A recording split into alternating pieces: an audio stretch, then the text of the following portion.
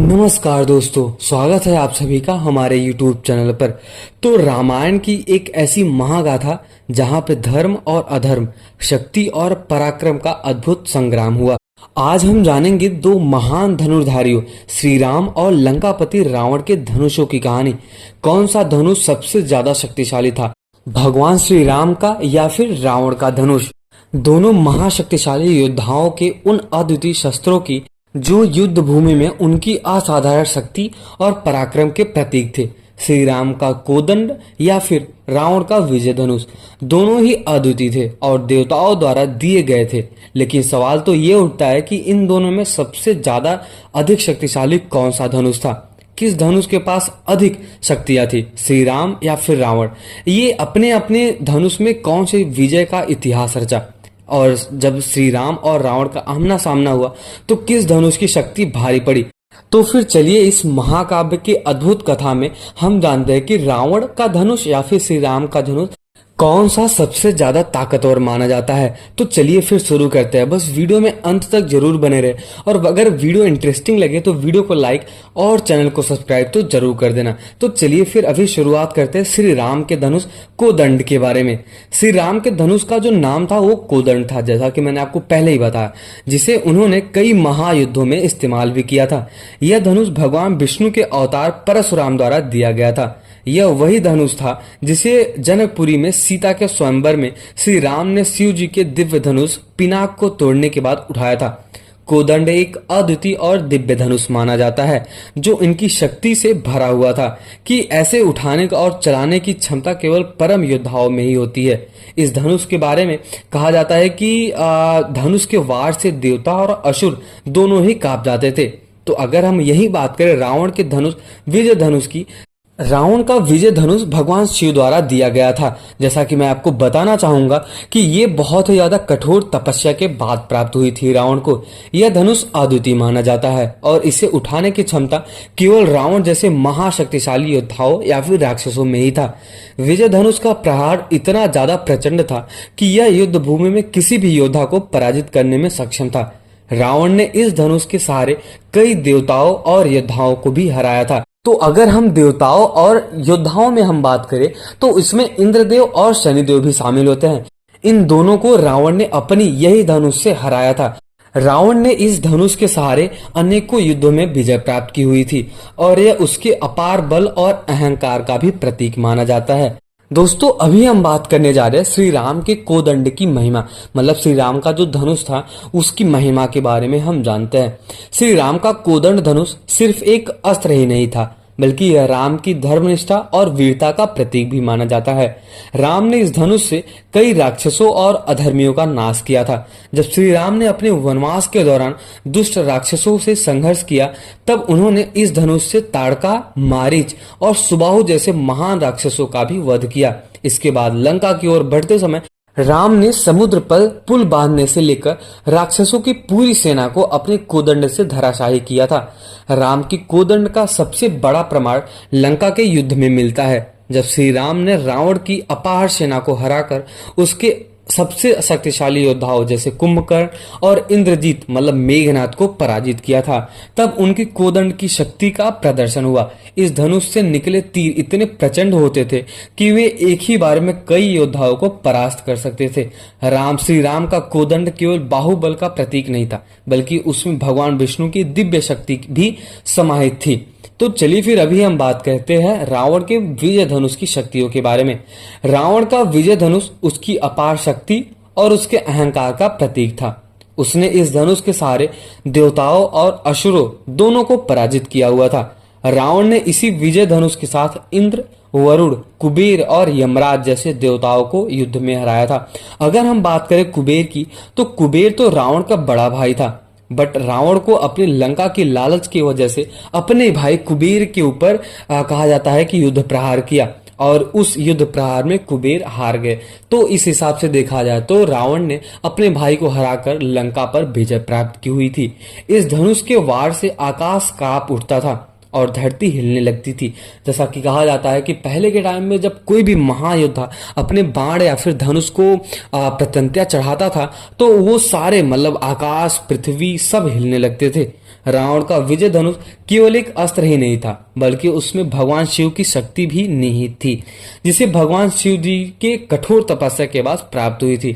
रावण के हर युद्ध में यह धनुष उसकी ताकत और विजय का प्रतीक बना रहा। उसने अपनी पूरी लंका की सेना को इस धनुष के सहारे युद्ध में नेतृत्व किया था। अब हम बात करते हैं राम और रावण का आमना सामना कब हुआ और इस धनुष और बाण की क्या महत्व थी उस समय में। अब सबसे पहले तो सवाल यह उठता है कि श्री राम और रावण का युद्ध हुआ तो कौन सा धनुष सबसे ज्यादा शक्तिशाली साबित हुआ। जब श्री राम और रावण का अंतिम महासंग्राम हो रहा था, तब दोनों ने अपने अपने धनुषों का प्रयोग किया। रावण ने अपने विजय धनुष से श्री राम पर तीव्र प्रहार किए, लेकिन राम का कोदंड हर वार का सामना करने में सक्षम था। दोनों धनुषों से निकले तीरों की टकराहट में आकाश भी गूंज उठता था। ऐसा कहा जाता है कि श्री राम और रावण दोनों अपने अपने धनुषों में युद्ध कर रहे थे, लेकिन यह स्पष्ट हो गया है कि श्री राम के कोदंड में एक दिव्य शक्तियां थी जो रावण के विजय धनुष को मात दे रही थी। रावण का अहंकार और अधर्म उसकी सबसे बड़ी कमजोरी मानी जाती है, जबकि श्री राम का कोदंड धर्म और संयम और निष्ठा का प्रतीक था। तो अभी हम जानेंगे कि श्री राम के कोदंड धनुष से पराजित हुए योद्धा के बारे में। सबसे पहले ताड़का का नाम लेते हैं। वनवास के दौरान श्री राम ने अपने कोदंड धनुष से ताड़का नामक राक्षसी का वध किया था, जो ऋषि मुनियों को परेशान कर रही थी। यह राम की पहली और सबसे बड़ी विजय मानी जाती है। दूसरा, मारीच। ताड़का का पुत्र मारीच, जिसने सोने का मृग बनकर सीता को भ्रमित किया था, उसे श्री राम ने अपने कोदंड धनुष से समुद्र के किनारे मारा था। तीसरा, सुबाव। राम ने मरीच के सामने आने वाले राक्षस सुबाव का वध अपने कोदंड धनुष से किया था। यह घटना ताड़का के वध के बाद हुई थी। अब हम बात करते हैं रावण के छोटे भाई खर और दूसर।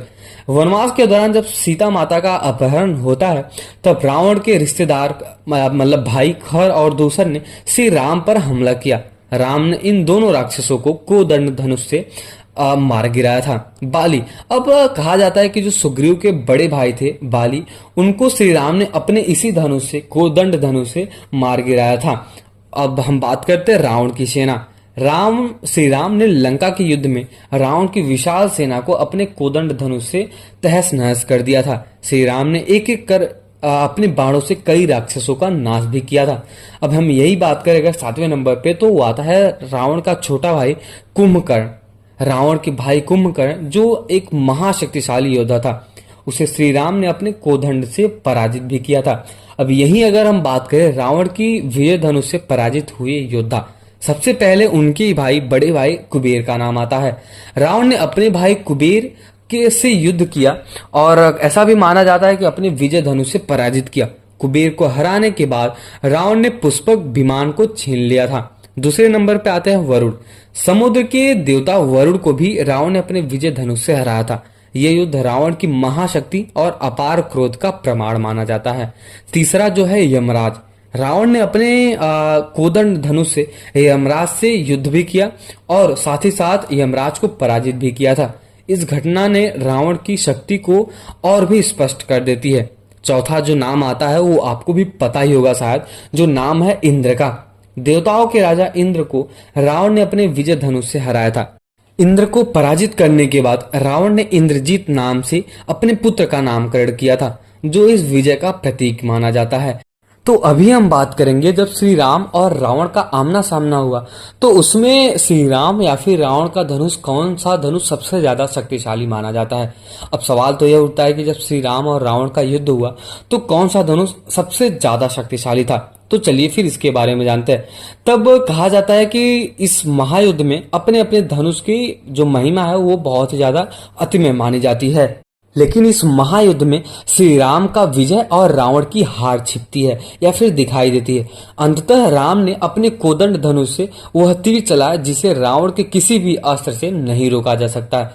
यह तीर रावण के हृदय में जाकर धंस गया और उसके साथ ही साथ रावण का विजय धनुष भी टूट गया। श्री राम ने अपने कोदंड धनुष से रावण और उसके विजय धनुष को पराजित कर दिया था। यह केवल एक शारीरिक युद्ध नहीं था, बल्कि धर्म और अधर्म का संग्राम था। जिसमें श्री राम की कोदंड ने रावण के विजय धनुष पर विजय प्राप्त की हुई थी। तो आज के इस वीडियो में हमारा निष्कर्ष तो यही निकलता है कि श्री राम का कोदंड और रावण का विजय धनुष दोनों ही असाधारण और महाशक्तिशाली धनुष थे। लेकिन अगर हम बात करें राम का कोदंड धनुष जो धर्म और सत्य का प्रतीक था, वहीं अगर हम रावण की बात करें तो उसमें अधर्म और अहंकार से भरे विजय धनुष पर भारी पड़ा। श्री राम ने अपने कोदंड से न केवल रावण को हराया बल्कि अधर्म और अन्याय का भी अंत किया। तो यह महागाथा हमें यह सिखाती है कि चाहे शक्ति कितनी भी बड़ी ही क्यों ना हो, धर्म और सत्य के सामने वह टिक नहीं सकती। श्री राम का और रावण का इस युद्ध में श्री राम का कोदंड धनुष सबसे ज्यादा शक्तिशाली माना जाता है। तो अगर आपको ये वीडियो इंटरेस्टिंग लगा हो, वीडियो अगर आपको पसंद आया हो तो वीडियो को लाइक और चैनल को सब्सक्राइब तो जरूर कर देना। और सबसे इंटरेस्टिंग पार्ट आपको कौन सा लगा वो कमेंट सेक्शन में जरूर बताएं, और कमेंट सेक्शन में एक बार जय श्री राम जरूर लिखें। तब तक के लिए आप वीडियो को देखते रहे और वीडियो को लाइक और चैनल को सब्सक्राइब जरूर कर देना। मिलते हैं किसी और नेक्स्ट वीडियो में।